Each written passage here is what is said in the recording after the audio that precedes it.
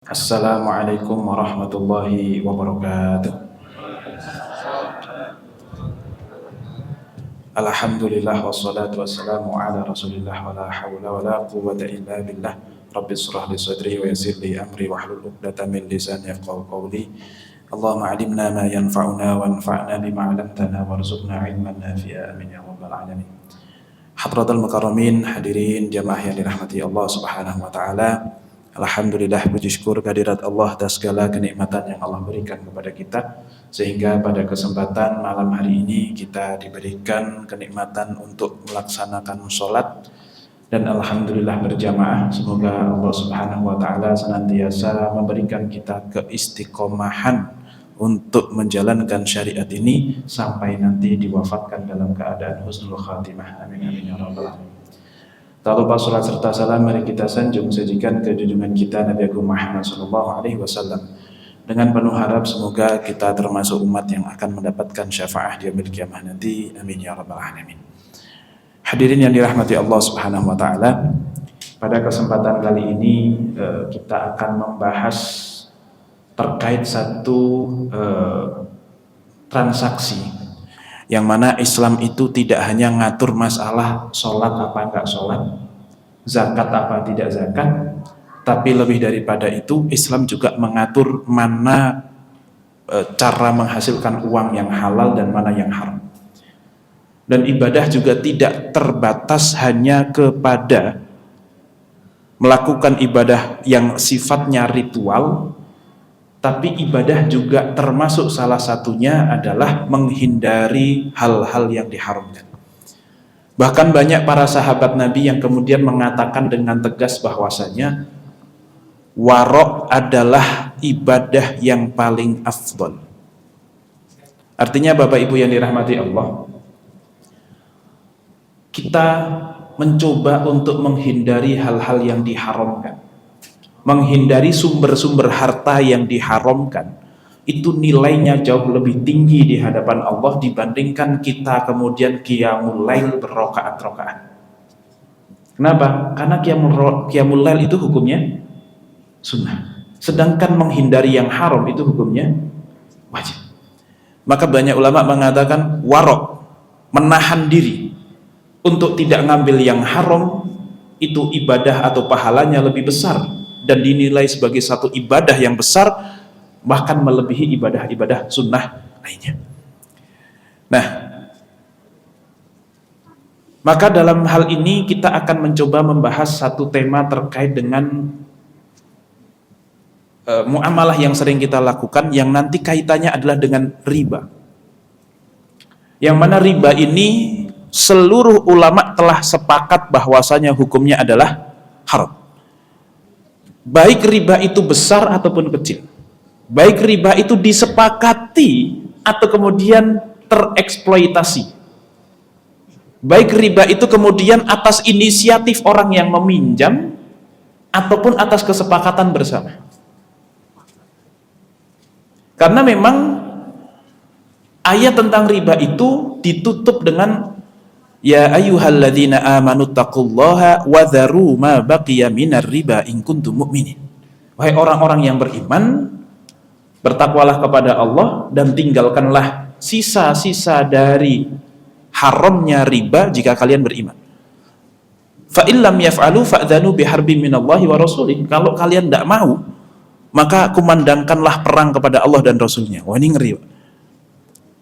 Memang riba disebutkan beberapa kali di dalam Al-Quran. Yang pertama adalah di surah Ar-Rum, ayatnya saya lupa. Yang intinya di situ adalah bahwasanya wa ma ataitum mir riba liyarbua fi amwalin nas fala yarbu indallah. Harta yang kamu investasikan ke orang dengan cara riba dengan harapan ada tambahan, maka sesungguhnya tidak akan bertambah di sisi Allah. Tetapi apa yang kalian infakkan, maka itulah yang sesungguhnya dicintai dan akan dikembangkan oleh Allah Subhanahu wa ta'ala. Itu ayat yang pertama kali turun tentang riba. Itu adalah Allah hanya menceritakan bahwasanya Allah nggak suka riba, Allah suka infak. Tapi Allah belum mengharamkan yang namanya riba. Kemudian turun ayat yang berikutnya, itu Allah cuma cerita tentang bangsa Yahudi. Fabidhulmin minal ladzina hadu harramna 'alaihim thayyibatin uhillat lahum wa bisaddihim 'an sabilillahi katsira. Karena kezaliman orang Yahudi, maka Allah hukum orang Yahudi dengan mengharamkan beberapa hal yang tadinya halal buat mereka. Salah satu bentuk kezaliman yang mereka lakukan adalah wabisaddihim an sabilillahi katsira. Mereka itu selalu menutupi jalan menuju Allah. Dan di ayat berikutnya wa akhdhihimur riba wa qad nuhu an. Dan mereka tetap makan riba padahal Allah Subhanahu wa taala sudah mengharamkan untuk mereka. Jadi Allah lagi cerita, orang Yahudi itu zalim banget. Mereka itu saya hukum karena mereka itu zalim. Salah satu bentuk kezalimannya, saya haramkan buat mereka riba, mereka kok masih bandel. Nah, kurang lebih begitu. Tapi untuk umat Islam pada saat itu riba belum haram. Al-Abbas, pamannya Rasulullah, itu masih kaya raya, masih bertransaksi, berbisnis dengan cara riba, dan masih kaya raya. Kenapa? Karena memang belum diharamkan.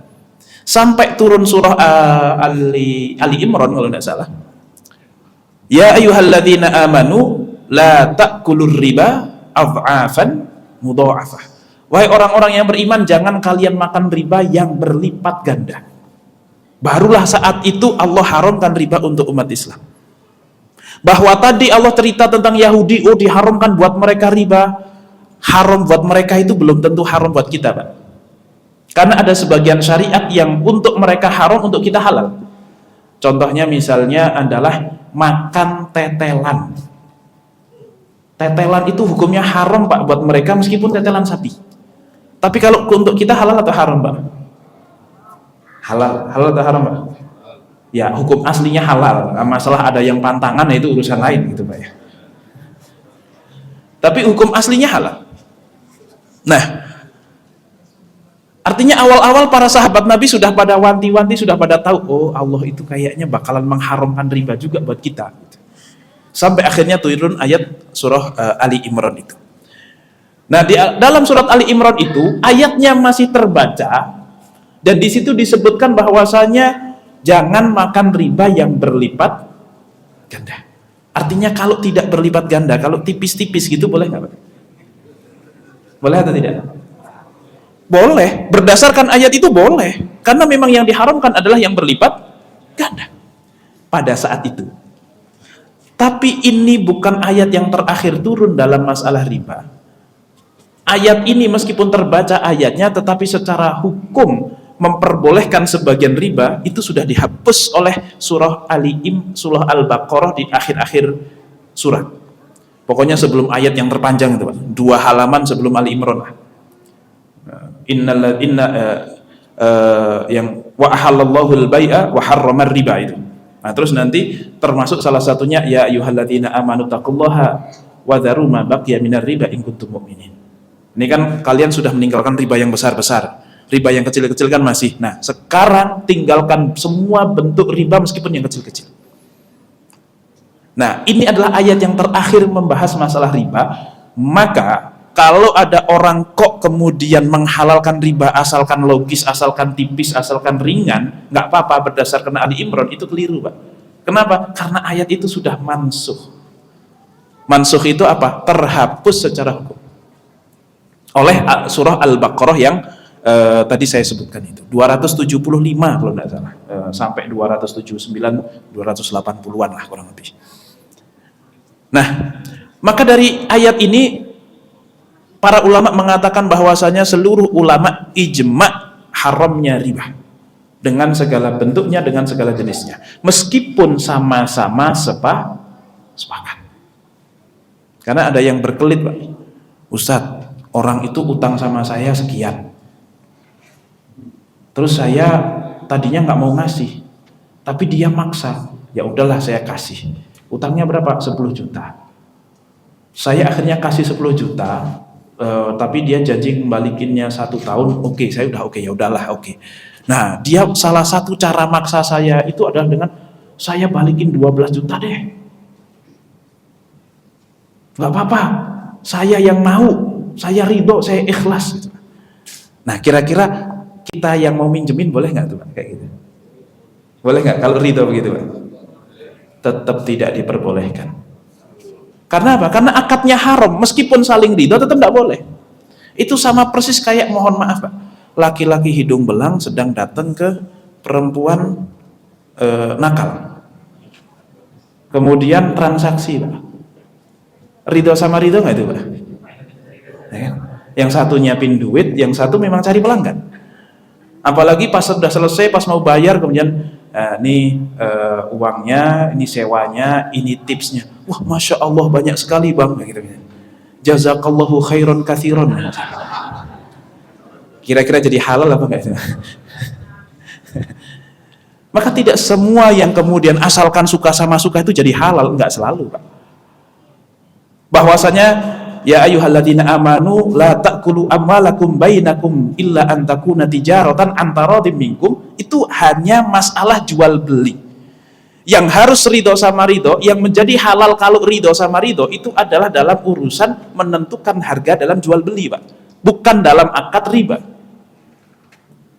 Kalau dalam urusan jual beli, harganya berapa? Ya terserah. Terserah yang punya barang mau ngejual berapa, terserah yang mau beli ada apa enggak, kan gitu. Misalnya, saya punya motor Astrea Grand tahun 97, masih ori, masih kilometer rendah, masih bagus banget. Ada yang nawar 10 juta, saya nggak kasih, saya maunya kalau 20 juta. Terus ternyata ada yang mau 20 juta, Pak. Padahal cuma motor Astrea Grand. Yang ibaratnya, ya sudah nggak zaman lah kalau sekarang. Safety-nya ya kurang, nyamannya ya kurang, pokoknya nggak ada ininya. Tapi orang mau, boleh nggak saya jual 20 juta? Padahal dulu saya beli second, tapi tahun 2000-an itu harganya cuma 3 juta misalnya. Untungnya berlipat ganda saya Pak. Tapi tidak masalah, yang penting sama-sama ridho. Kan gitu. Tetapi kalau riba, mau sedikit mau banyak, ya tetap haram. Nah oke, maka konsentrasi kita adalah bagaimana cara kita menghindari riba. Nah, di dalam judul saya sampaikan bahwasanya kita akan bahas pembiayaan konvensional dengan pembiayaan syariah. Itu bedanya apa? Karena satu, sama-sama modal. Sama-sama modal nggak Pak? Yang kedua, si bank sama-sama cari untung. Yang ketiga, si nasabah sama-sama bayar lebih. Nah, bedanya di mana kok yang satu disebut syariah, yang satu tidak? Syariah itu apa bedanya? Oke, misalnya gini Pak, ada kebutuhan untuk beli rumah. Misalnya rumahnya harganya berapa? Harganya 1 miliar gitu Pak. Nah, maka cara untuk membeli rumah itu gimana? Ya kita bawa duit 1 miliar, kita kasih ke orangnya, kita ambil rumahnya. Itu alternatif nomor 1 Pak. Tapi masalahnya seringkali orang itu nggak punya duit cash sampai 1 miliar. Akhirnya pengennya beli nyicil kepada orang. Maka bisa jadi kita cuma bawa duit 100 juta, membeli rumah yang harga 1 miliar, terus nyicil kepada orangnya. Bisa juga. Cuman masalahnya, orang jual rumah 1 miliar itu rata-rata nggak mau diutang, Pak. Maunya cash, 1 miliar langsung. Kenapa? Karena yang jual rumah itu biasanya antara dua. Kalau nggak developer, ya orang butuh duit, habis bagi waris gitu kurang lebih. Kalau developer ya butuh uang cepat supaya untuk diputar lagi. Kalau kemudian dia itu kok habis bagi waris, ya biasanya cepet-cepet pengen dapat duit. Sehingga kalau nyicil kok ke orangnya biasanya nggak bisa. Biasanya nggak ada orang mau lah gitu. Nah, disinilah masuk pihak ketiga yang punya duit, ya, yang kemudian cari untung. Ya entah bank, entah personal bisa juga, Pak. Nah, akhirnya disitulah memberikan pembiayaan. Ya wis, yang ini biar saya talangin dulu, terus kamu nyicilnya ke saya. Harganya 1 miliar, ke saya jadi 1,2 miliar misalnya. Nah, di dalam proses ini sebenarnya nggak terlalu masalah, Pak. Nggak terlalu masalah, tinggal nanti bagaimana skemanya saja. Nah, pertanyaan pertama Pak, jual beli secara nyicil itu boleh nggak dalam Islam? Jual beli langsung kepada orangnya nyicil, boleh nggak Pak? Boleh. Karena Rasulullah SAW itu pernah melakukan jual beli secara nyicil, yaitu di dalam hadis riwayat Bukhari Muslim dari Aisyah bahwasanya Rasulullah itu pernah kemudian membeli gandum dari orang Yahudi dengan cara utang. Membeli gandumnya itu sekitar berapa sok ya? Sekian sok lah gitu. Sekitar 90-an kilo lah, sekitar 30 sok, sekitar 90-an kilo. Ngutang sama orang Yahudi, dan itu sudah di tahun-tahun ke-9 atau ke-10 Hijriah. Nah ini Pak bedanya Pak. Rasulullah itu meskipun tidak dipercaya sama orang Yahudi, tapi kalau dalam bab muamalah beliau masih dipercaya Pak. Sedangkan kalau kita Islamnya dipercaya, tapi bab muamalah malah nggak terlalu dipercaya. Ya karena kitanya juga yang nggak punya kredibilitas. Rasulullah itu kan nggak dipercaya sama orang Yahudi. Orang Yahudi kan bilang pembohong Muhammad itu. Tapi nyatanya kalau pas muamalah ngutang dikasih Pak. Coba kalau misalnya di sini Pak, saya gitu. Saya kan diminta sama Ustadz untuk ngisi di sini, berarti kan lumayan dipercaya kan gitu. Tapi kalau habis ini saya deketin salah satu jamaah, terus Pak saya butuh uang 10 juta mau minjem, kira-kira dikasih nggak Pak? Kan mikir-mikir lagi Pak ya.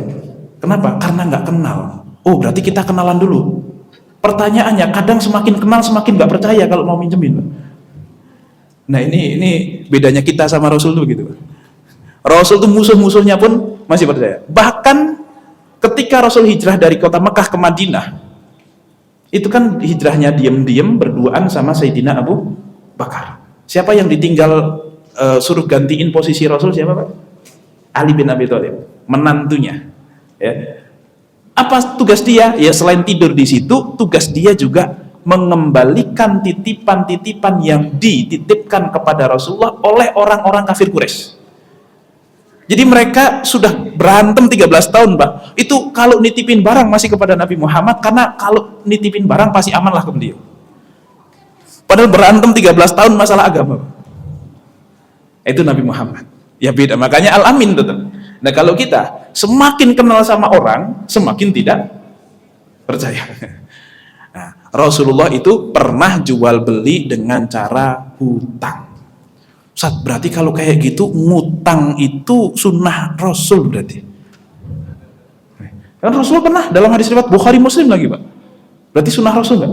Ustaz, berarti saya kayaknya pengikut sunnah yang ini kayaknya Ustaz.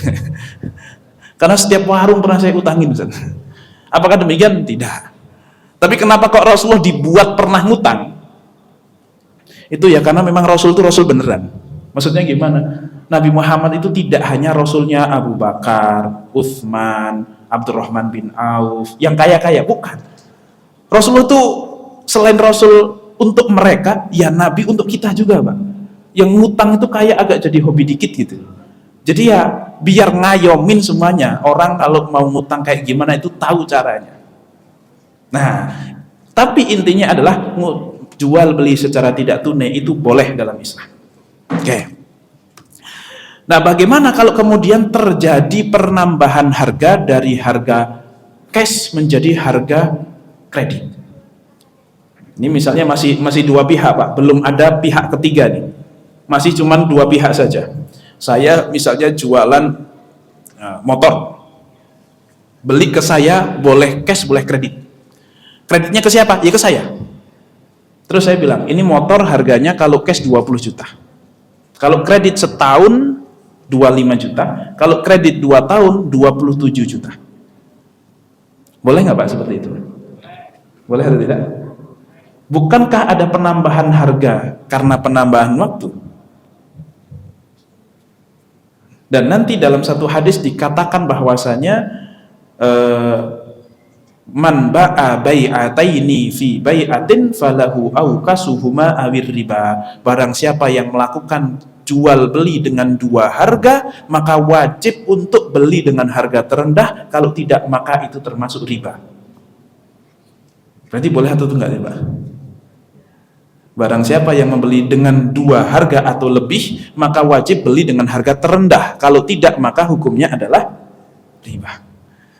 Nah, dari hadis ini Al-Albani mengatakan bahwasanya jual beli model kayak gitu hukumnya riba, kecuali harus harganya 20 juta. Kalau kok kemudian kita ambil yang oke lah, saya setahun aja Ustaz, 25 juta riba, harus 20 juta. Itu kata beliau. Tetapi kata jumhur ulama boleh. Kenapa kok boleh? Bukankah itu dua harga atau lebih? Dua harga atau lebih nggak tuh Pak? Kan 20 juta, 25, 27, 30 dan seterusnya. Nah, maka menurut jumhur ulama itu bukan dua harga Pak. Yang nggak boleh itu kalau jual beli kok ada dua harga. Tetapi selama pas jual beli itu kok harganya sudah satu, maka nggak apa-apa. Bedakan antara jual beli dengan dua harga dengan penawaran beberapa harga tapi pas jual belinya jadinya satu. Ini yang haram itu adalah jika kredit setahun 25, kredit 2 tahun 27, kredit 3 tahun 30, katakanlah gitu Pak ya. Terus ya udah saya beli secara kredit berapa tahun? Ya kalau setahun mampu saya lunasi ya 25 berarti. Tapi kalau saya nggak mampu melunasi selama setahun berarti jadi 27. Kalau saya nggak mampu melunasi selama 2 tahun ya berarti jadi 33 tahun. Itu haram. Kenapa? Karena tidak ditentukan harganya mau di berapa. Jadi pas sudah transaksi deal jual beli harganya masih ada opsi Pak. Itu nggak boleh. Tapi misalnya ada opsi A, B, C, D, E, F, G. Tapi setelah deal oke, saya ambil opsi yang 3 tahun 30 juta. Pas terjadi jual beli harganya masih ada 2 atau tinggal 1 Pak. Tinggal 1, maka nggak masalah. Nah, tapi kalau lebih mahal kalau daripada cash, ya sama-sama ridho apa enggak? Ada aturan yang melarang apa enggak? Kalau nggak ada, ya sudah halal berarti. Oke, artinya sisi ininya nggak masalah. Ada penambahan harga karena penambahan waktu itu tidak masalah. Kemudian yang berikutnya,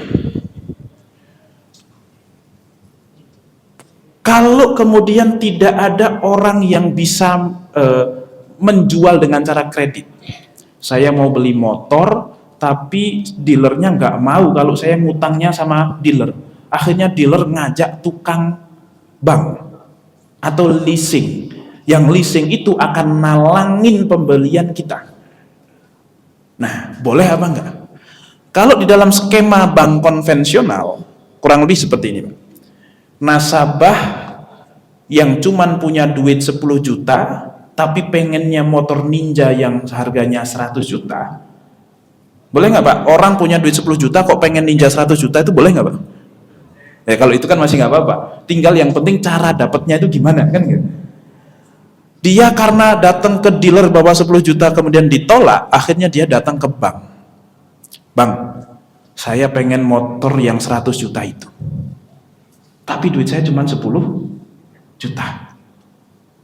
Boleh nggak saya pinjam 90 juta untuk saya pakai beli motor dulu, habis itu saya cicil. Nah, terus bang bilang, oke, mana motornya apa segala macam, beneran nggak buat beli motor untuk jaminan segala macam. Kemudian setelah itu, nih 90 jutanya silahkan pakai, mau bayar berapa tahun? 3 tahun deh. Oke, kalau 3 tahun jadi bukan 90 juta bayarnya, tapi jadi 120 juta, nambah 30 juta lagi misalnya. Oke, deal. Nah, maka akhirnya pihak bank memberikan pinjaman kepada nasabah sebesar 90 juta. Kemudian setelah uangnya di tangan nasabah, nasabah datang ke dealer Pak. Datang ke dealer, kemudian dealer, saya punya 100 juta, mana motornya saya ambil. Oke, pertanyaannya Pak, jual beli yang terjadi antara nasabah dengan dealer ini halal atau haram? Halal atau haram? Halal. Kenapa kok halal? Ya karena dia bawa duit, kita punya motor, mau jual, jual silahkan, mau beli silahkan beli. Perlu nggak kira-kira dealer itu nanya kamu duitnya dari mana? Perlu nggak Pak? Nggak perlu. Ini kayak misalnya gini, tukang nasi uduk pagi-pagi jualan, salah satu pelanggan yang terpagi jam 5:30 datang. Itu siapa Pak? Ternyata mohon maaf perempuan pakai celana pendek, pakai pakaian mohon agak seksi, terus kayaknya kecapean gitu. Dari mana Neng? Itu habis kerja. Ya kurang lebih katakan gitu. Terus beli di tempat kita, boleh nggak Pak? Boleh nggak? Ya selama bayarnya pakai duit boleh, Pak. Ya kalau nggak pakai duit kan urusannya beda lagi ceritanya gitu. Maksudnya nggak pakai duit itu pakai GoPay atau apa, itu hukumnya beda lagi gitu maksudnya. Kalau pakai cash kan nggak apa-apa. Nah, perlu nggak nanya, Neng duit dari mana ini? Nggak usah, aman. Nah. Oke, kemudian jual beli ini sah. Tapi masalahnya di mana? Nah, masalahnya setelah pembeli itu dapat motornya, pihak dealer dapat duitnya, maka si pembeli atau nasabah ini punya kewajiban untuk nyicil kepada bank. Utangnya 90 juta, nyicilnya sampai 120 juta. Nambahnya 30 juta. Akadnya hutang piutang kok nambah, maka hukumnya haram. Ini disebut sebagai riba. Nah, terus bagaimana kalau syariah? Bukannya ya gitu-gitu sama-sama aja kayak gitu juga? Beda. Di dalam bank syariah dibedakan, yaitu salah satu skemanya adalah dengan akad murabahah namanya. Murabahah itu adalah akad jual beli di mana pembeli tahu harga modal penjual. Misalnya saya punya motor, saya belinya 100 juta. Nah, si pembeli itu tahu kalau saya belinya 100 juta, Pak. Tinggal saya bilang, kamu mau ngasih untung saya berapa? Ini saya belinya 100 juta. Mau ngasih 10, 20, 30, nah, itu namanya murabahah. Yang mana ya jualan itu ada yang murabahah, ada yang kemudian jual beli biasa. Kalau jual beli biasa itu kan kita tidak menyebutkan harga modal kita. Harus nggak Pak kita menyebutkan harga modal ketika jualan? Nggak harus. Nggak harus jujur tapi nggak boleh bohong, Pak. Maksudnya gini, jangan sampai modalnya cuma 100 juta kita bilang ini modalnya saja sudah 120 juta padahal modalnya 100 juta Pak, itu bohong, itu nggak boleh begitu. Tapi kalaupun kita jual 140 juta padahal kita belinya 100 juta terus diturunin sampai 100 juta, tetap nggak boleh, mentok 140, boleh nggak begitu? Nggak apa-apa, nggak harus ngomong tapi jangan sampai bohong. Mana Pak, jadi ada jujur, ada bohong, ada nggak jujur tapi nggak bohong itu, ya diem aja gitu maksudnya. Oke. Nah itu skema murabahah. Caranya gimana? Sama kasusnya. Pembeli mau beli motor punya duit 100 juta, 10 juta, pengennya beli yang 90, 100. Si bank pengennya dapat untung tapi punyanya cuma duit, nggak punya motor. Si dealer pengen jual motor tapi dengan cara tunai, nggak mau kredit. Akhirnya si nasabah itu datang ke bank. Ngapain? Bang, saya butuh motor harganya 100 juta tapi duit saya cuma 10 juta.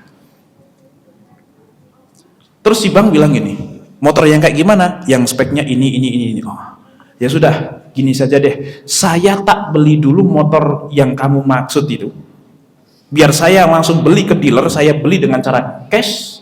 Setelah itu, setelah menjadi milik saya, kamu beli ya. Oke, deal, saya beli.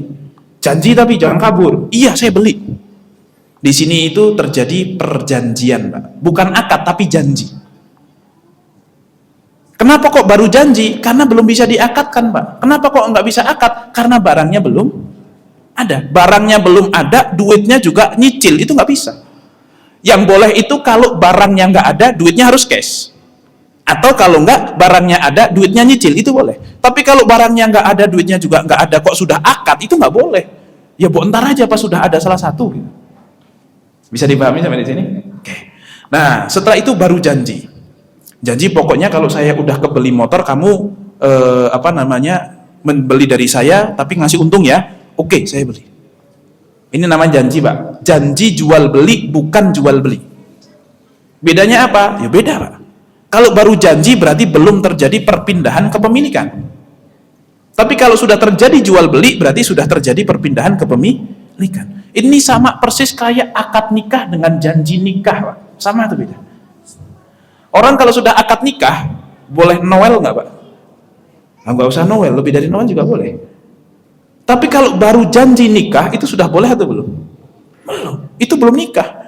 Terus misalnya sudah janji mau nikah, pokoknya abang akan nikahin kamu tahun depan, tenang aja, gini. Ternyata sebelum nikah, ketahuan perempuannya itu selingkuh serong sama orang lain. Akhirnya langsung dengan spontan dia bilang, abang ceraiin kamu. Jatuh nggak Pak cerainya? Oh nikah belum kok cerai. Kenapa? Karena baru janji. Nah ini sama, janji akad dengan akad itu dua hal yang berbeda. Kalau dalam bahasa Arab, akad itu yang mengikat, yang lazim, yang terjadi perpindahan kepemilikan, yang terjadi kehalalan yang sini ke sini dan seterusnya. Tetapi kalau baru janji, itu namanya wa'ad. Wa'ad itu artinya janji. Dan itu belum memiliki konsekuensi hukum gampangannya. Oke. Nah, terus setelah saling berjanji mereka berdua, si bank ini beli motor dari pihak dealer. Setelah beli dengan harga 100 juta, ya, maka kemudian dijual kepada pihak nasabah dengan harga 103 atau 120 juta dicicil selama 2 tahun gitu misalnya. Maka terjadi 2 kali akad jual beli. Satu dari pihak dealer ke bank, yang kedua dari pihak bank setelah punya motor dibeli sama si nasabah.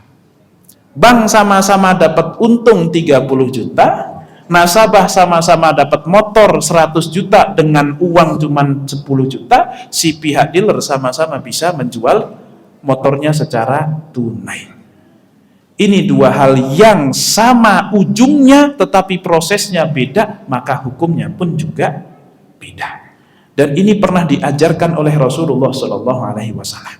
Dalam satu hadis riwayat Bukhari, dikatakan bahwasanya Bilal datang kepada Rasulullah dengan satu kurma bernama kurma burni atau barni. Kurma barni itu kurma bagus lah, kurma mahal lah. Kemudian Rasul nanya, min aina hada? Bilal, kamu kok punya kurma yang bagus dari mana? Tumben gitu kurang lebih. Biasanya bawanya jelek. Kok sekarang bawa yang bagus? Apa kata Bilal? Kana indana tamrun radi.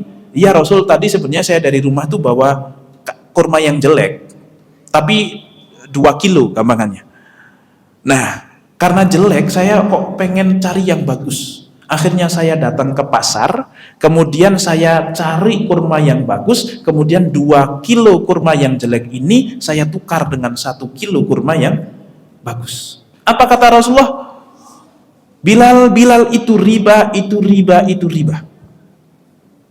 Nggak boleh kayak gitu. Kenapa? Karena memang nanti ada aturan tersendiri tentang masalah jual beli. Kalau tadi kan utang piutang, Pak. Kalau ini jual beli. Aturannya apa? Tidak boleh jual beli emas dengan emas atau kurma ditukar kurma kok beda kuantitasnya meskipun beda kualitasnya. Jadi pun dengan beras sama beras, tidak boleh 10 kilo beras yang 10 ribuan ditukar sama 5 kilo beras yang 15 ribuan, itu tidak boleh. Ya pokoknya kalau beras lawan beras harus 10 kilo tukar 10 kilo. Meskipun yang satu harganya 10.000 per kilo, yang satu 15.000 per kilo misalnya.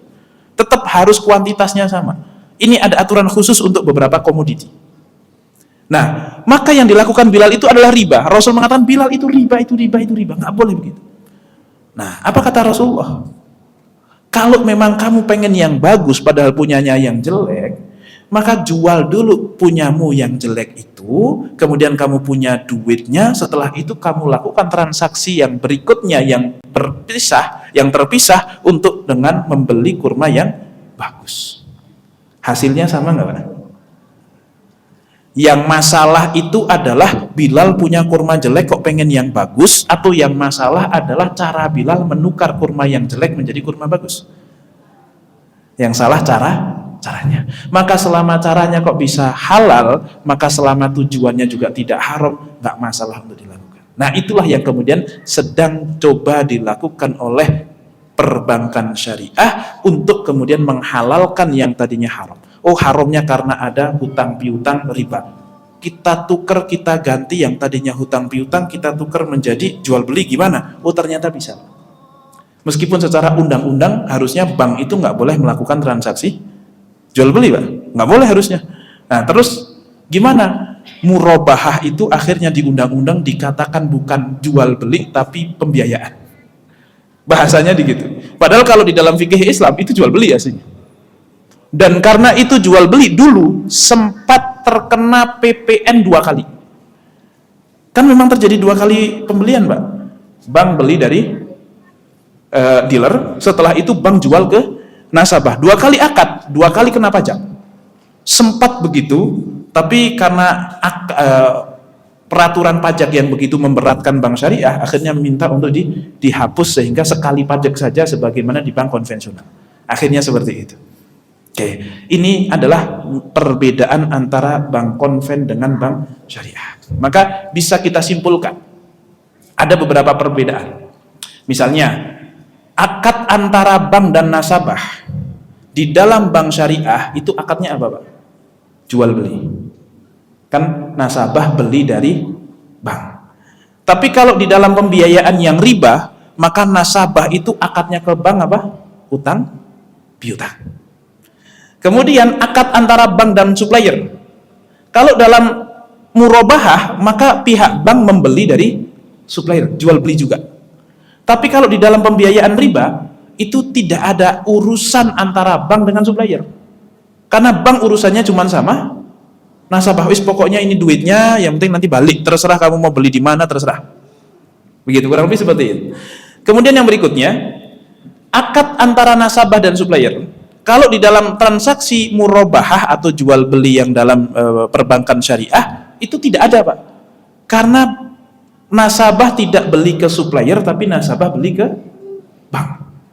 Meskipun ya pihak nasabah nganterin pihak bank ke supplier juga sih ujung-ujungnya, tapi minimal nggak transaksinya sama dia. Nah, sedangkan di dalam pembiayaan riba, itu akad antara nasabah dengan supplier adalah dia jual beli. Karena memang si nasabah beli dari si supplier. Nah, setoran bulanan nasabah ke bank, kalau di dalam akad murabahah, maka ya pelunasan pembayaran. Karena memang harganya 120 juta, per bulan bayarnya 10 juta, ya sudah, itu memang ya jual beli gitu. Pelunasan pembayaran. Sedangkan di pembiayaan riba, itu namanya pelunasan hutang plus bunganya, atau plus ribanya, plus tambahan. Nah, tambahan yang terjadi dalam murabahah itu namanya laba. Namanya jual beli kan cari untung, Pak. Dan nggak apa-apa belinya 100 juta dijual 120, nggak apa-apa. Tetapi di dalam pembiayaan riba, itulah yang disebut sebagai riba. Nah, kemudian besarannya tambahan. Kalau dalam murabahah harus pasti. Nggak boleh ada floating. Meskipun jual belinya, nyicilnya 15 sampai 20 tahun. Sekarang KPR itu bisa 20 tahun, Pak. Kayaknya malah ada yang 25 kayaknya. Bayangkan, umur kok dihabisin cuma buat bayar utang gitu, Pak. Ya, semoga kita semuanya dan anak-anak keturunan kita dimudahkan beli rumah, nggak usah nyicil lah gitu, Pak. Nah, tapi intinya kalau dalam jual beli harus pasti. Mau 15 tahun kayak tenornya, tetap harganya berapa? Pokoknya total dari harganya sekian. Nah, nanti bagi per bulannya gimana itu terserahlah, disepakati saja. Tapi intinya grand totalnya itu harus ketahuan sejak awal sekian. Karena jual beli harganya harus pasti. Tetapi dalam pembiayaan riba itu biasanya flatnya cuma di 5 tahun pertama, 10 tahun berikutnya atau sekian tahun berikutnya itu suka ada floating. Nah, ini dalam murabahah nggak boleh begitu. Nah, ini menunjukkan beda gitu. Meskipun mirip tapi beda. Karena memang orang-orang kafir itu dilaknat sama Allah di dalam surah Al-Baqarah itu karena mengatakan innamal bai'u mithlur riba. Jual beli itu sama riba sama aja. Kenapa kok sama aja? Sama-sama harus bawa modal, sama-sama harus cari nasabah, sama-sama cari untung. Bedanya apa? Kan sama aja. Maka Allah melaknat itu. Dan Allah mengatakan wa ahallallahu al-bai'a wa harrama ar-riba. Allah telah halalkan jual beli dan haramkan riba. Ya meskipun sama-sama dapat untung, ya sudah cari yang halal saja. Kurang lebih begitu. Nah, kemudian hukumnya dalam murabahah berarti halal, di dalam pembiayaan riba hukumnya berarti hukumnya haram. Tinggal pertanyaannya sekarang begini. Ustaz, tapi di dalam pembiayaan syariah pun itu kalau telat bayar ada dendanya. Nah, denda dalam utang piutang itu riba apa enggak? Misalnya ada orang utang saya 10 juta. Saya bilang 6 bulan ya, pokoknya lunas 10 juta 6 bulan. Terserah mau per bulannya berapa, tapi pokoknya di ujung bulan ke-6 harus beres. Oke, siap. Ternyata bulan ke-6 nggak bisa bayar, baru bisa bayar bulan ke-8. Terus dia datang ke saya, Ustaz, mohon maaf ini 10 jutanya belum lunas, masih ada 6 juta lagi. Boleh nggak kalau saya cicil lagi sampai bulan ke-8, tapi saya tambahin, yang tadinya harusnya 10 juta, saya tambahin 1 juta deh. Riba atau bukan itu? Riba, nggak boleh. Tapi kalau nggak dibikin denda seperti itu, masalahnya yang ngutang juga suka seenak hati, Pak. Karena sekarang itu zaman dimana orang mau nagih utang lebih nggak enak daripada orang mau ngutang, Pak. Perasaan dia pas ngutang ke kita kok kayaknya nggak ada perasaan nggak enak. Giliran kita mau nagih kok kayak kita yang nggak enak gitu. Padahal duit siapa itu, Pak? Nah, kurang lebih seperti itu. Nah, kalau nggak dikasih denda, masalahnya nanti masalah. Masalahnya nanti dia juga sembarangan, sembrono. Tapi kalau dikasih denda jadi masalah juga, jadi riba juga. Nah, di bank syariah itu gimana? Bedanya apa dengan di bank konven? Kalau di bank konven ada denda, pokoknya telat bayar, tentu biasanya ada mediasi dulu apa segala macam. Kalau memang nggak berhasil, biasanya langsung peringatan SP dan seterusnya gitu, Pak ya. Saya nggak tahu juga sih mekanismenya gimana, tapi pokoknya kalau akhirnya telat juga harus bayar tambahan, ada dendanya. Oke. Dan itu adalah hutang piutang, bayarnya telat kok ada denda, itu namanya riba di atas riba. Awalnya ngutang sudah nambah, ditambah telat, tambahan beda lagi ini, Pak. Riba tambah riba lagi, hukumnya haram. Tapi dalam akad jual beli, ngutang 120 juta, dicicil selama setahun, kok telat bayarnya, riba atau enggak kalau ada tambahan, Pak? Sama, riba juga. Karena mungkin meskipun awal akad itu jual beli, tetapi ujung-ujungnya kan orang itu jadi utang 120 juta. Ujung-ujungnya. Maka kalau dari utang itu kok plus kok nanti ada tambahan gara-gara telat, itu juga jadi masalah, Pak. Cuman namanya tambahan di dalam hutang itu hukumnya tidak selalu haram. Saya kasih contoh, Pak. Misalnya ada orang utang sama saya 10 juta. 2 bulan katanya. Nah, di bulan kedua dia datang di tanggal yang memang sudah kita sepakati, dia datang membawa duit 11 juta. Padahal dari awal saya udah bilang, pokoknya ya wis pakai saja 10 juta, balikin 10 juta, nggak usah ada tambahan apa-apa, wis pokoknya saya nggak mau kayak gitu. Akhirnya saya kasih duit, terus dia bayar setelah 2 bulan, ternyata pas di bulan kedua dia bayar dengan bawa tambahan 1 juta. Ngasih, Ustadz nih tanda terima kasih Ustadz, pokoknya nih saya ambil semuanya. Boleh nggak Pak saya terimanya kayak gitu? Itu semua ulama sepakat boleh. Kenapa? Karena tidak disepakati dan dilakukan di akhir pas pelunasan. Oke. Tetapi kalau di awal kok disepakati bahwasanya pokoknya kalau kamu telat 2 bulan kok belum bisa bayar, kamu kena penalti 1 juta ya, kasih saya tambahan 1 juta, jadi kamu bayarnya 11 juta, itu riba. Nah, caranya gimana biar nggak riba tapi tetap ada denda? Karena kalau nggak ada denda masalah juga, Pak. Akhirnya caranya begini, tambahan dalam utang piutang itu bisa jadi ada 3 kemungkinan. 1, kembali kepada yang utang. Misalnya, Pak, saya pinjam duit dong 10 juta. Oh ya Ustaz. Tapi Ustaz, saya akan kasih pinjaman ke Ustaz dengan 1 syarat. Apa? Syaratnya pokoknya dikembalikannya 8 juta saja. Pinjam 10 juta kok dikembalikan cuman 8 juta. Pokoknya syaratnya begitu, nggak boleh dikembalikan 10 juta tapi dikembalikan 8 juta saja. Pertanyaannya Pak, di dalam hutang piutang itu ada yang menerima manfaat apa enggak? Ada yang menerima tambahan apa enggak? Ada, tapi siapa? Si orang yang utang. Kira-kira boleh apa enggak yang kayak gini? Boleh. Cuman ada apa enggak orangnya? Nah, kalau ada kenalin ke saya. Itu yang pertama. Yang kedua adalah kemudian utang piutang 10 juta, silahkan 2 bulan dipakai. Kalau 2 bulan kok telat bayarnya, nambah 1 juta dan kembalikan atau 1 juta itu jadi milik saya. Oke, start, deal, sepakat. Tambahan itu riba atau bukan? Riba. Karena manfaat itu diberikan kepada si pemberi utang. Bahkan manfaat itu nggak harus berupa rupiah, Pak. Misalnya gini, Ustaz, saya mau pinjam dong 10 juta. Yaudah, saya kasih pinjaman 10 juta, 2 bulan, kembalikan pokoknya 10 juta saja, nggak usah ada tambahan, tapi tolong pijitin saya dulu. Nah, riba atau bukan itu, Pak? Riba atau bukan? Riba. Kenapa? Karena saya memberikan pinjaman dan saya dapat 10 jutanya akan kembali plus dapat manfaat berupa dipijit. Yang mana dipijit itu kan bisa berbayar. Kecuali kok, tapi doakan saya. Nah, kalau doakan nggak apa-apa. Tapi kalau mijit, tolong pelin rumah saya dulu dan seterusnya, oh itu riba itu. Itu masalah itu. Oke. Itu kalau kepada si pemberi pinjaman.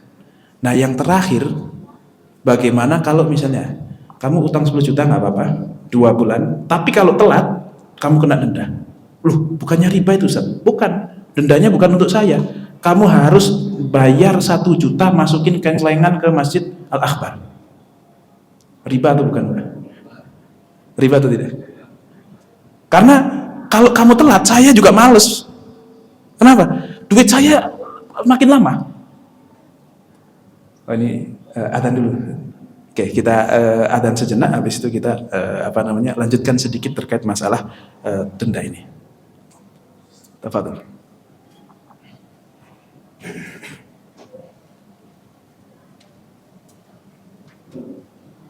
Allahu Akbar, Allahu Akbar.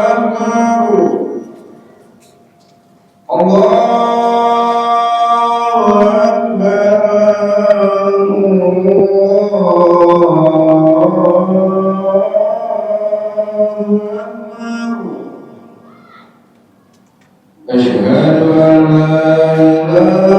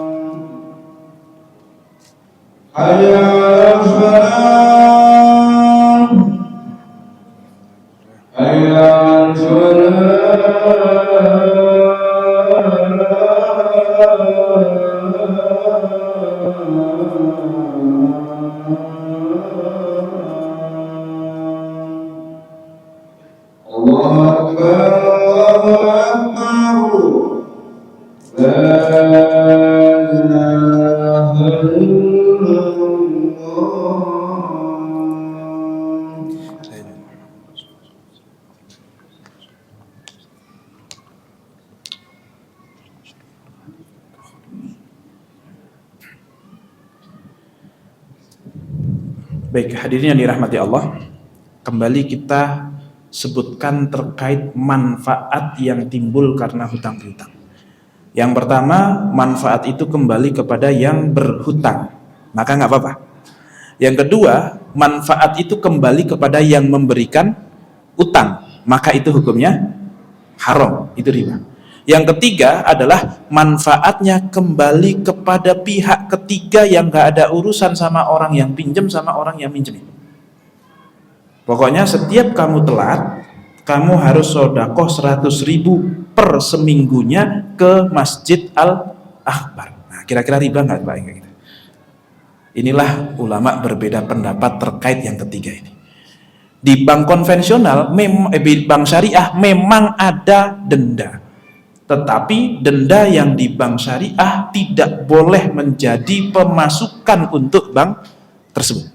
Itu harus diberikan kepada pihak ketiga. Tapi kenapa kok tetap ada denda? Karena kalau tidak ada denda ini susah Pak secara administratif. Wong kita yang kenal sama orangnya aja bisa jadi mangkir Pak. Bisa jadi berantem, bisa jadi dia gara-gara utang itu jadi masalah Pak. Apalagi kalau pihak bank kan nggak mungkin kenal sama semua orang. Nah, gimana ceritanya mendapatkan kepercayaan dari semua orang itu? Nah, tapi tentu dengan syarat yang boleh dikenakan denda hanya orang yang kemudian punya kemampuan kok nggak mau bayar. Karena dalam satu hadis dikatakan madlul ghaniyu zulmun, menunda pembayaran dari orang yang mampu untuk bayar itu adalah sebuah kezaliman. Harusnya dipakai buat nyicil bayar utang, malah dipakai buat nginep di puncak sama keluarganya. Zalim nggak itu Pak? Itu kan hak orang itu. Banyak yang begitu Pak. Nggak usah kepada bank, kepada tetangga, kepada saudara itu banyak begitu. Yang minjemin HP-nya Xiaomi sudah 7 tahun nggak ganti-ganti Pak. Udah dipakein karet kemana-mana. Tapi yang minjem HP-nya itu iPhone 16 yang kameranya 3. Itu sering begitu. Yang minjemin motornya Supra butut, ya. Kalau digas kenceng remnya nggak ini, sebenarnya gitulah. Mengerikan. Tapi yang pinjem itu motornya bagus. Nah, itu sering kali Pak. Makanya zaman sekarang itu banyak orang terjerat pinjaman online itu suka nyalahin saudaranya. Saya itu mau usaha, punya saudara kaya nggak punya saudara. Saudara saya kaya semuanya, tapi nggak ada satupun yang mau bantu saya. Gitu Pak katanya. Itu seolah-olah dia terdolimi Pak. Padahal saudaranya nggak mau bantu karena sudah tahu tabiatnya ini orang kalau minjem suka susah. Memang betul minjemin itu ibadah Pak. Harusnya kita tuh peka kepada orang-orang yang butuh pinjaman untuk kita pinjemin. Kita ibadah Pak. Ibadahnya besar sekali. Bahkan dikatakan 18 kali lipat. Sodakoh cuman 10 kali lipat. Ngasih pinjaman kepada orang yang butuh itu lebih besar pahalanya daripada sodakoh. Dalam satu hadis dikatakan demikian. Cuman masalahnya kalau orang miskin ngeluh, banyak saudara saya yang kaya tapi nggak mau minjemin, itu orang kaya juga ngeluh Pak. Saya itu pengen minjemin orang tapi susah cari orang yang bisa amanah. Jadi emang agak susah. Maka ini introspeksi dua pihak. Yang kaya ya tolong peka sama samping-sampingnya, jangan sampai ada guru TPA kok terjerat pinjol. Itu orang-orang kaya bisa ditanya sama malaikat itu Pak nanti. Guru TPA gitu kurang lebih. Ya kecuali kok gara-gara gaya hidup ya salah dia sendiri Pak. Tapi kalau cuma untuk beli beras kok sampai kemudian terjerat pinjol, itu orang-orang kaya di sekitarnya bisa ditanyain itu nanti. Tapi gitu ya, orang-orang yang mau minjem juga harus introspeksi diri. Rasulullah itu sampai berlindung, ya Allah, inni a'udzubika minal ma'thami wal maghram. Saya berlindung dari dosa dan dari utang. Sering banget doa begitu sampai para sahabat nanya, ya Rasul, kok sampai segitunya meminta perlindungan dari hutang? Para sahabat menyangka emang utang itu dosa. Utang itu dosa nggak Pak? Ngutang itu dosa nggak? Wah masa dosa Ustaz? Tapi apa kata Rasulullah? Memang utang nggak dosa. Rasul mengatakan begini, innar rajula idza gharima, orang itu kalau sudah ngutang biasanya idza hadatsa kadzaba wa idza wa'ada akhlafa. Orang kalau sudah ngutang itu kalau ngomong suka bohong, kalau janji suka ingkar.